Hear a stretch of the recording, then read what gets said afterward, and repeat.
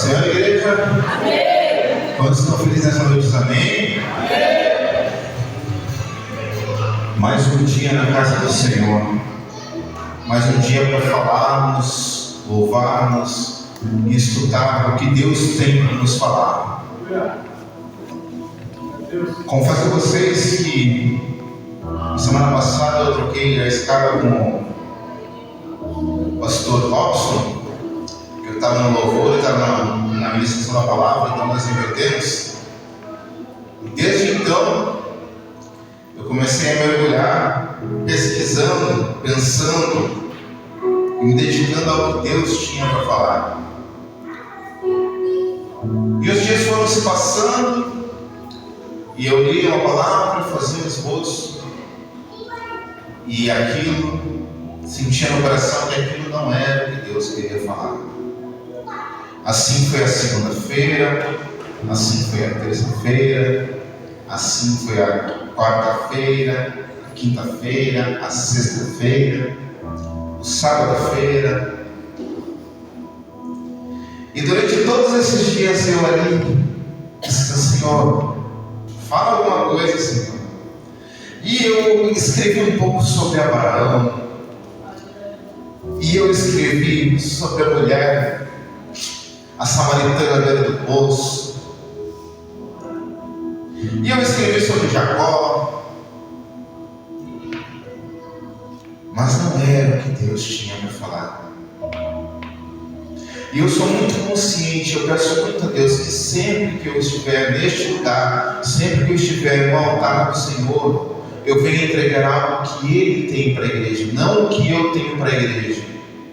Eu tive uma semana muito atribulada no serviço, perseguições políticas, uma semana bem difícil, mas em tudo o Senhor me deu graça.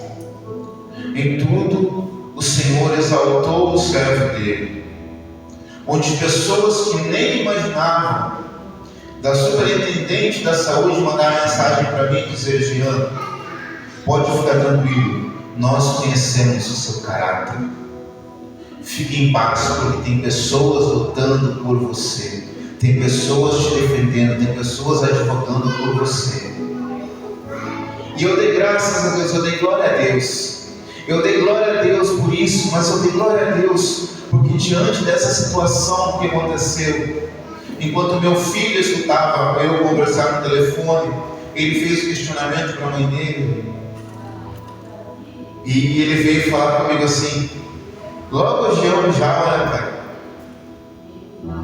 logo o Senhor, um homem de caráter. Isso não tem preço. Quando o filho reconhece o que você é, quando o filho reconhece as suas qualidades, meu Deus, só levantar a mão, Deus leva. Não tem gratidão maior para um pai como ter um caráter reconhecido pelos filhos. E eu fiquei muito grato a Deus por todas as pessoas entrarem a meu favor, simplesmente porque eu não tenho nada a temer, não devo nada. Fiz tudo certo, basicamente é uma perseguição política. Mas o meu nome, a minha função foi ventilada em redes sociais. Mas amém, porque o Senhor me defendeu. O Senhor batalhou as minhas batalhas. O Senhor agiu em meu favor. Pessoas que eu não conheço agiram em meu favor. Pessoas que eu não fazia ideia agiram em meu favor, porque o Deus de Israel é o Deus do pastor Jean. Isso não tem nada a ver com a palavra, mas é só um sentimento de gratidão a Deus por tudo que Ele tem feito.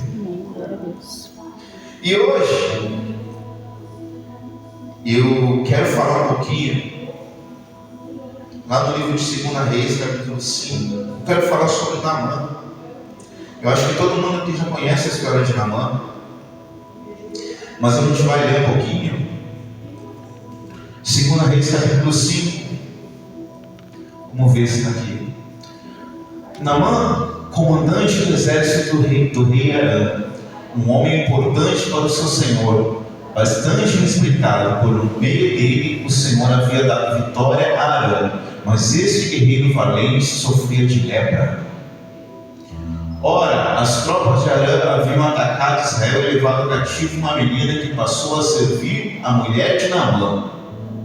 Um dia ela disse à sua senhora: se o meu senhor procurasse o profeta que está em Samaria, ele curaria da sua lepra. Naamã foi contar ao seu senhor e que a menina israelita dissera. O rei de Arã respondeu: vá, darei uma carta a você, e terei uma carta que você entregará ao rei de Israel. Então Naamã partiu, levando consigo 10 talentos de pratas, 6.000 ciclos de ouro e 10 mudas de roupas finas. A carta que levou ao rei de Israel dizia: com esta carta estou te enviando Naamã, o meu oficial, para que o cures da sua lepra. Assim que o rei de Israel leu a carta, rasgou as vestes e disse: por acaso sou Deus, capaz de conceder a vida ou a morte? Porque este homem me envia alguém para que eu cure da sua lepra. Vejam como ele procura um motivo para se entender comigo. Quando Eliseu, o homem de Deus, soube que o rei de Israel havia rasgado as suas vestes, mandou-lhe esta mensagem: por que rasgaste as suas vestes? Envia o homem a mim, e ele saberá que há profeta em Israel. Então Naamã foi com seus cavalos e carruagens e parou à porta da casa de Eliseu. E Eliseu enviou um mensageiro e disse: vá e lava-se 7 vezes no rio Jordão, a sua pele será restaurada e você será purificado. Naamã, porém, ficou indignado e saiu dizendo: eu estava certo que ele sairia para me receber, invocaria pelo nome do Senhor, o seu Deus, moveria a mão sobre o lugar afetado e me curaria da lepra. Não são os rios de Abana e Farfar em Damasco melhores do que todas as águas em Israel? Será que eu não poderia me lavar neles e ser purificado? Dei meia volta e foi embora dali furioso. E os seus servos foram até ele e disseram: meu pai, se o profeta tivesse pedido alguma coisa difícil, o Senhor não faria? Muito mais quando ele apenas diz: lava-se e seja purificado. Assim ele desceu o Jordão, mergulhou 7 vezes conforme a ordem do homem de Deus e foi purificado. E a sua pele tornou-se como de uma criança. Até. Amém? Amém. Eu acho que a maioria já ouviu falar sobre Naamã. Até quem não é conhecedor da palavra já deve ter ouvido falar disso algumas vezes.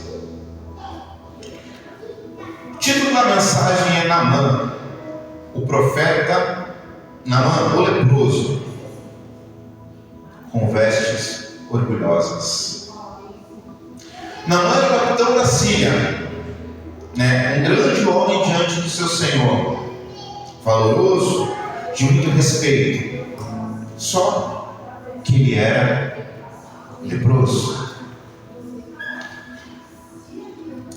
E se vocês prestarem atenção na palavra, diz assim, que ele falou assim, que ele pensaria que o profeta colocaria a mão sobre o local e ele seria curado. Ou seja, a lepra de Naamã não era aparente. A lepra de Naamã estava oculta em suas vestes. Amém? Amém. Então eu posso acreditar que Naamã ele conseguia esconder a lepra em suas vestes de cavaleiro, de guerreiro, por baixo de sua armadura. E ele continua vencendo as suas lutas, continua vencendo as suas batalhas, porém ele continua leproso. Ele continua escondendo algo, ele continua doente.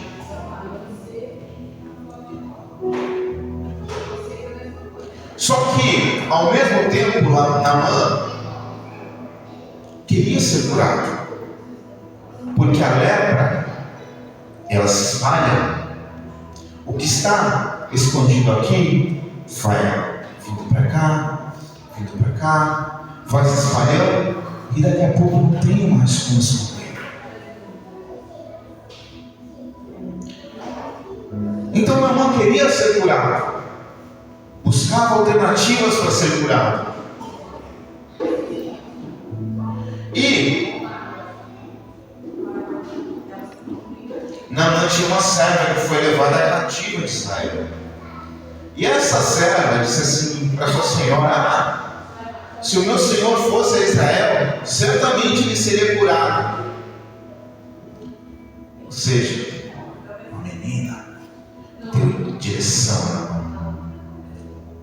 Então Naamã vai ao seu senhor, que o queria muito bem, porque Naamã era um homem valoroso, um homem de respeito, um homem grande aos olhos do seu senhor, um grande guerreiro. E ele foi ao seu senhor e disse assim: olha, a minha serva disse que em Israel, se eu for lá em Israel, eu vou ser curado. O Deus de Israel vai me curar. E o rei, que não é bobo nem nada, não queria perder o seu cavaleiro para a lepra. Vai até Israel. Não, peraí, não vai só pega aqui, ó. Pega aqui os ciclos de ouro e prata. Deixa eu ver aqui. Toma na sua mão 10 talentos de prata e 6.000 ciclos de ouro e 10 mudas de vestes, e leva ao rei. E vou mais, vou mandar uma carta para o rei. Quando ele chegou lá, todo confiante que ele seria curado, porque a serva disse, ele chegou e entregou a carta ao rei de Israel. Quando o rei de Israel certamente chegou e leu aquilo, esse cara quer briga comigo, eu vou ter que devolver ele para a Síria sem cura, eu não curo ninguém, vou devolver para lá, ele vai voltar para lá, vai dizer que eu não curei, ele tem um pretexto para vir contra mim. É isso que ele está querendo. E ele rasgou as suas vestes, desesperado. Por quê? A Síria já tinha tomado Israel uma vez, já tinha dominado Israel uma vez. A palavra diz que a serva foi levada. Então, se ela foi levada, é porque Israel já tinha sido dominada por eles. Então, agora ele veio para me aniquilar. E estavam ali, ele rasgando as suas vestes. Eis que Eliseu ouve que o rei está rasgando as vestes. E aí Eliseu diz assim: ei, manda ele para mim, manda ele para cá. E aí você e eu vão ver que há profeta em Israel. Você e ele vão entender que há profeta em Israel.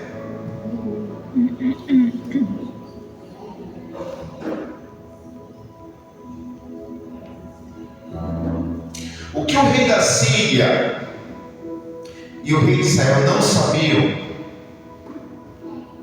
é que a cura não dependia dos talentos, do ouro, da prata, das mudas de roupas.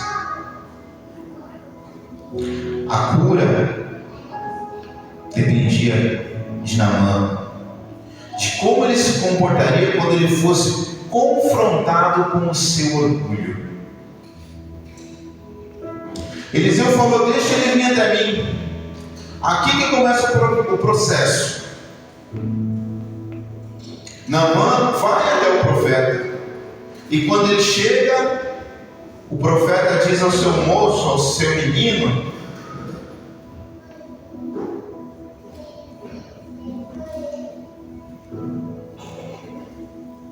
manda o seu mensageiro, e o mensageiro diz assim: olha, o profeta disse para você mergulhar 7 vezes no Jordão.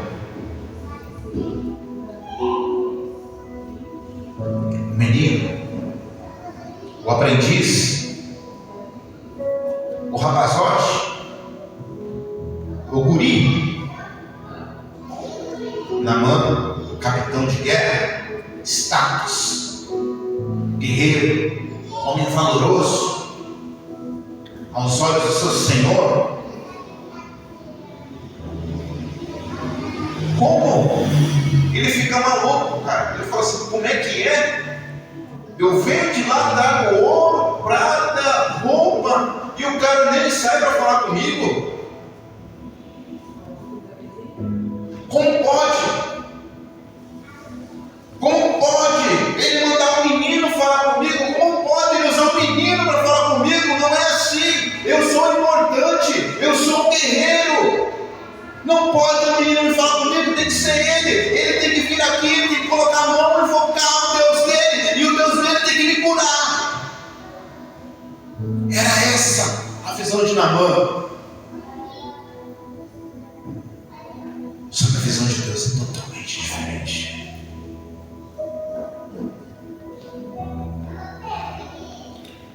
E por intermédio dos seus servos, convence-me: Senhor, se ele mandasse fazer coisas difíceis, você não faria?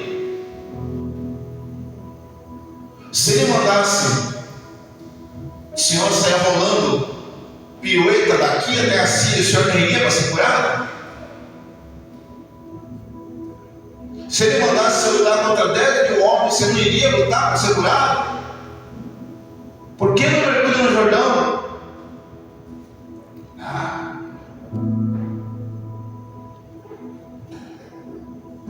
Lutar contra 10 mil homens é a minha especialidade. Fazer isso ou aquilo é a minha especialidade.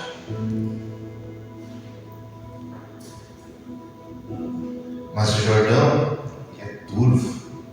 No Jordão você não enxerga o fundo. No Jordão tem pedras. No Jordão tem buraco. O Jordão é desconhecido.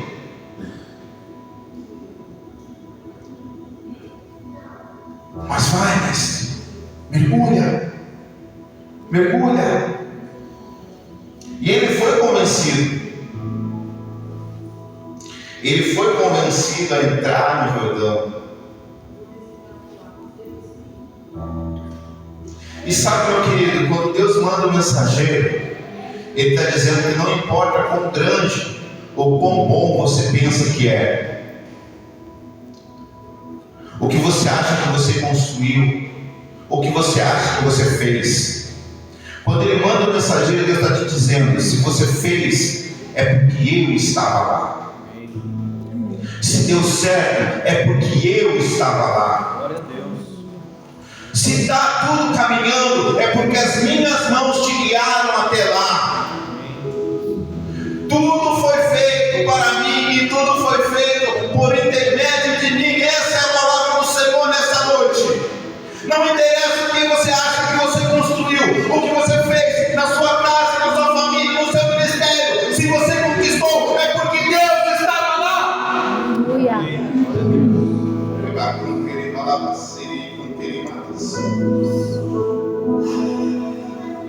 Então hoje Deus manda eu te dizer, hoje Deus usa o mensageiro para te dizer, hoje Deus manda o menino te dizer: desce ao Jordão e mergulha 7 vezes.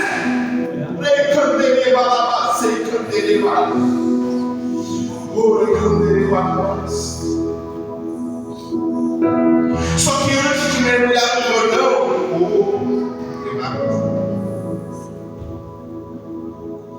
você tem que se despir daquelas vestes. Você tem que tirar o que esconde a lepra.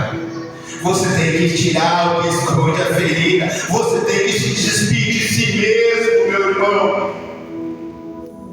Hoje o menino que se despir, tira as vestes do orgulho.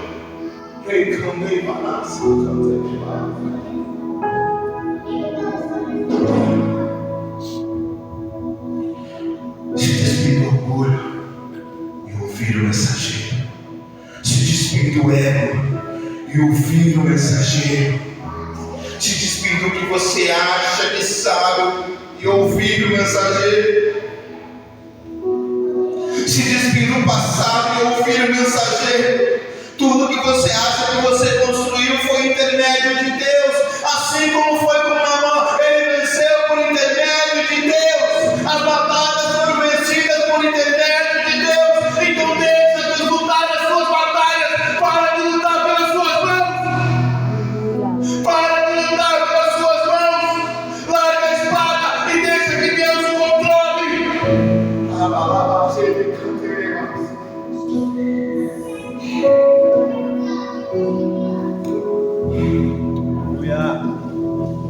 Deus poderoso, tremendo, Senhor. Mas o Jordão é turvo. Pois é. Mas o mensageiro disse: vai ao Jordão. No Jordão você vai entrar às cegas. Você não vê o fundo. Você vai encontrar pedras que te machucam. Você vai ter, para mergulhar, você vai precisar chegar numa certa profundidade. E você sabe, para quem já foi num rio, quando você está andando num rio que você enxerga, você escorrega em pedras, e você vai, enfia o seu pé no meio de uma e outra, e machuca, e tenta caminhar para lá, e pisa em pedras que machucam, e vai doendo, até você chegar num ponto onde você pode mergulhar. E você vendo isso, você consegue se machucar no rio ainda. Imagina você entrar num rio que é turvo, um rio que você não vê nada.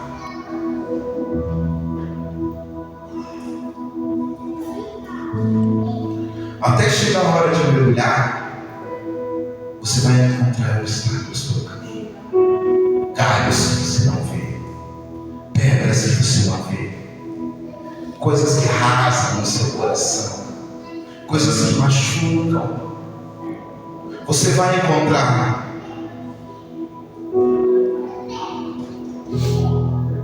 O Jordão turvo são como situações na vida. Você não enxerga uma saída, mas ela está lá. O Jordão turvo, ele te obriga a caminhar sem saber onde está pisando. O Jordão é turvo, porque os passos que você vai dar lá são seus, mas quem vai guiar cada passo é o Senhor Jesus. Por mais que você não saiba onde está pisando, o Senhor está guiando seus passos. Por mais que você não enxergue, está por aqui a água, você está caminhando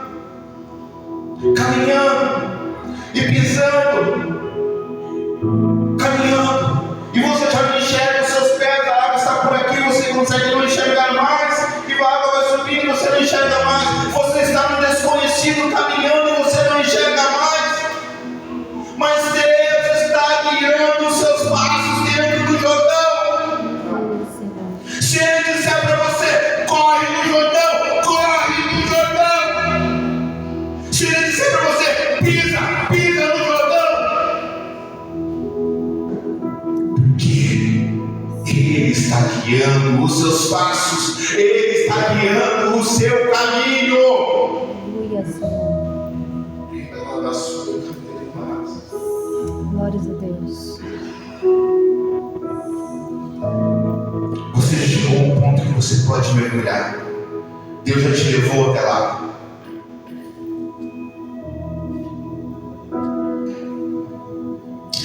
Mas as águas, elas não ficaram mais raras.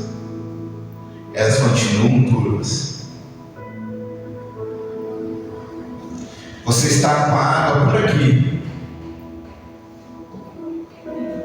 ou por aqui, cobrindo seu peito. E você olha e você só encontra um rio turvo.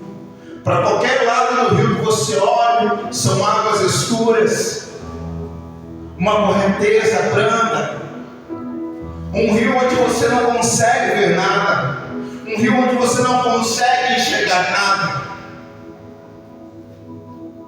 Muitas vezes a nossa vida é assim.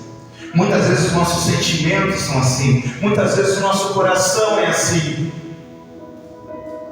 Deixamos o nosso coração turvo a ponto de não enxergar o que está à nossa frente. Mas nessa noite Deus nos chama para mergulhar, mergulhar e mergulhar. E você vai mergulhar uma vez e nada vai acontecer. Talvez quando você sair do primeiro mergulho, ao invés de sair mais limpo, você sai com sujeira do rio. Afinal é um rio sujo, sai com gravetos, galhos na cabeça, aquelas algas na cabeça, presa ao corpo. E você dá o segundo mergulho e você olha, ainda está aqui. E você se põe à prova dizendo: meu Deus do céu, já são 2 e ainda está aqui. E aí você olha para pessoas lá fora que estão torcendo por você.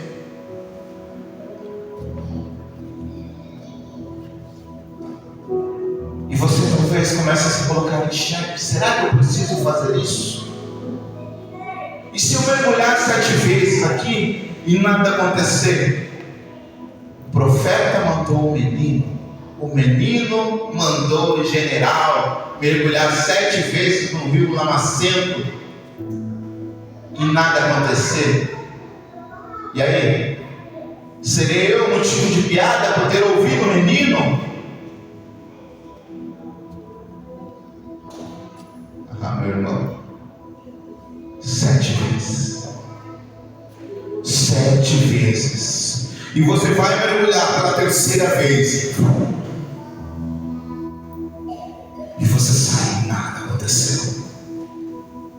E mais uma vez você vai. Nada aconteceu. E aí já foram 4 vezes em segurança. Meu Deus, você disse que era para mim fazer isso, você disse que era para mim mergulhar, mas nada está acontecendo, está chegando o momento na minha vida, e aí o que eu preciso fazer? Continua mergulhando, meu irmão. Continua entrando na água, porque não são 4 vezes, não são 5 vezes, não são 6 vezes, são 7 vezes que o Senhor diz. E você vai a 5ª vez e nada aconteceu.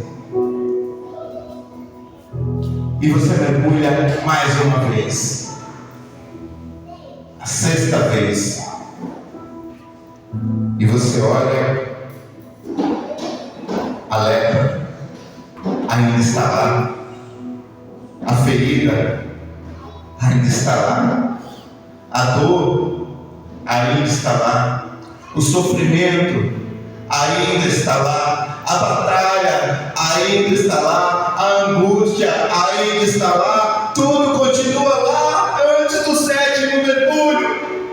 Mas Deus não disse para você mergulhar 6 vezes, eu disse para você mergulhar 7 vezes. E talvez nesse momento você fale: agora, o que eu faço? Mergulho ou não mergulho?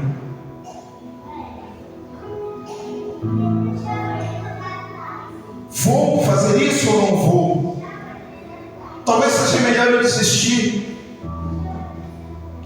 É só uma lepra, é só uma ferida. Talvez seja isso que eu deva viver a minha vida.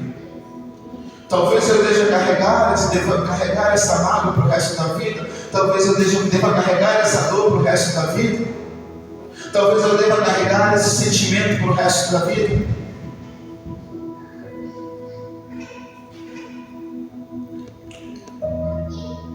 Não está no meu corpo inteiro, está só num lugar. Mas nos dias de hoje o que acontece é que a lepra fica dentro do nosso coração, e do nosso coração ela mina a nossa mente. e a gente pega esse deixa assim, não, tá bom, eu vou conviver com isso, porque talvez não tenha sido minha culpa. A culpa sempre é do outro. A culpa foi do meu marido, a culpa foi da minha esposa, a culpa foi do meu filho, a culpa foi da minha mãe, a culpa foi do meu pai. Sempre terceirizamos a culpa. E a lepra continua lá, escondida nas nossas vestes, escondida por trás de uma armadura, porque a gente quer ser forte, a gente quer lutar, a gente quer dizer, não, eu vou vencer. Meu irmão, tem uma coisa para te dizer nessa noite: Deus vai vencer. Entrega nas mãos deles, Deus vai vencer. E é o momento de se humilhar mais uma vez, porque 6 humilhações de mergulho sem nada acontecer não foram o suficiente. Deus quer 7.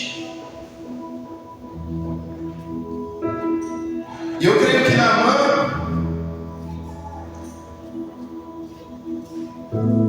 esperançoso e temeroso ao mesmo tempo. Ele tinha esperança de ser curado, mas tinha temor que nada fosse acontecer. Quantas vezes na nossa vida é assim? A gente tem esperança que Deus vai fazer, mas tem medo que não vai acontecer. Então ele vai e mergulha pela 7ª vez. E quando ele sai de lá, as suas vestes, a sua pele era como se fosse de um bebê. Ele olha a lepra, ele não vê. Ele olha a dor, ele não vê. Ele olha a mágoa, ele não vê. Porque não está mais lá. O 7º mergulho vai te restaurar. O 7º mergulho vai te curar. Por isso, nessa noite, houve um menino. Houve um menino aqui que não tem nem 6 meses como pastor. Mas nessa noite ele disse para você: mergulhe no Jordão.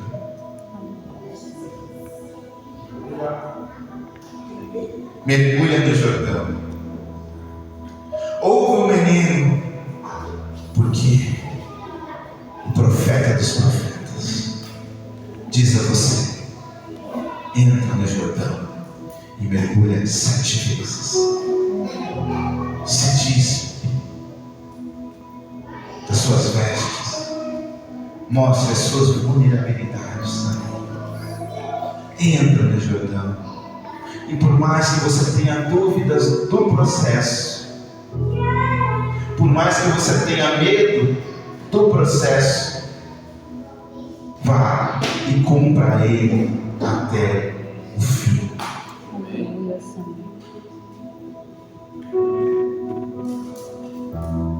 Esta é a palavra que eu tenho para a igreja nessa noite. Qualquer coisa que eu fale além daqui seria da minha boca. E eu não estou neste lugar para roubar o trono ou as palavras do Senhor. Então nessa noite eu convido você a se colocar de pé.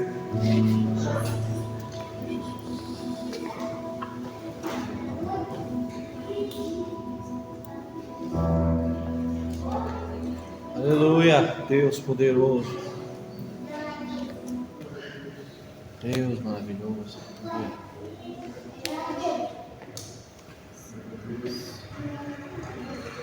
Eu queria te convidar a meditar nessa palavra de hoje. Queria te convidar a saber qual é a lepra, qual é a dor que machuca machuca você, o que te impede de ser totalmente curado por Deus. Eu te convido nessa noite a meditar nessa palavra e entender por que você ainda não entrou no Jordão e mergulhou 7 vezes. Eu te convido a meditar nessa palavra e entender o que Deus tem para você e que você entenda que algumas coisas precisam ficar para trás, algumas coisas têm que ser deixadas de lado. Eu te convido nessa noite a meditar na palavra de hoje e entender porque você parou no 6º mergulho, porque você parou no 5º mergulho, porque você não continuou. Deus disse 7 vezes, 7 vezes, 7 vezes: não pare no primeiro, não pare no segundo, não pare no terceiro, não pare no quarto, não pare no quinto, não pare no 6º, vá até o 7º mergulho. Por mais que tudo pareça difícil, por mais que pareça não ter solução, por mais que a dor machuque, continue mergulhando os passos do Jordão, Deus guiará. A hora de chegar